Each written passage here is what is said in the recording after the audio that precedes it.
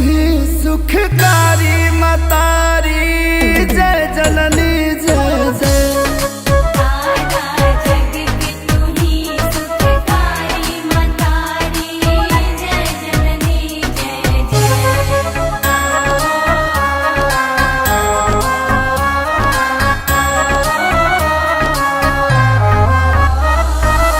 मुकुट चंद्रमा आके विराजे शीतल चमक दिखाए।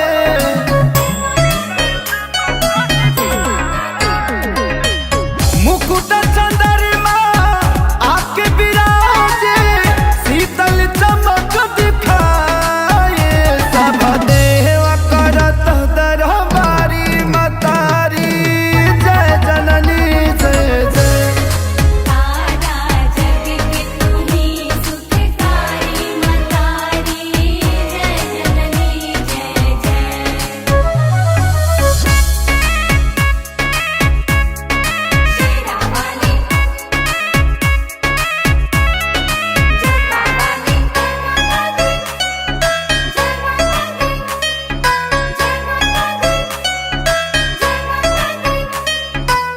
सुंदर बदना सूरज की लाली लाल चुनरिया धारी।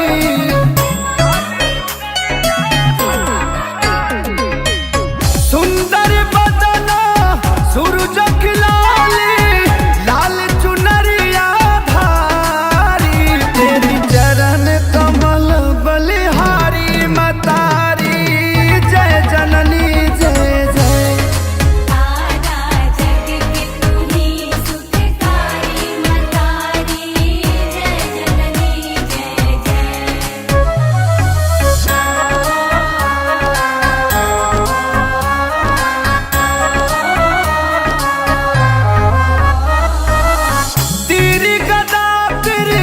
सूल गले में है नरमुंड की माला।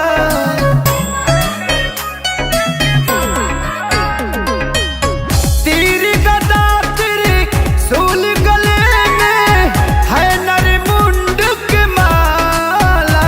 इसी रूप में महिषा कुमारी मतारी जय जननी जय जय।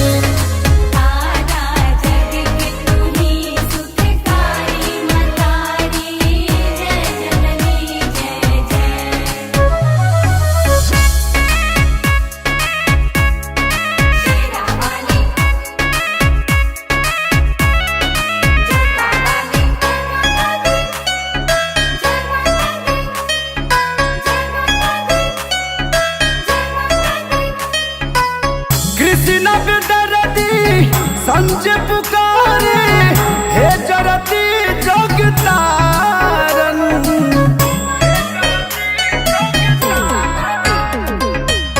कृष्ण विदरती संजय पुकारे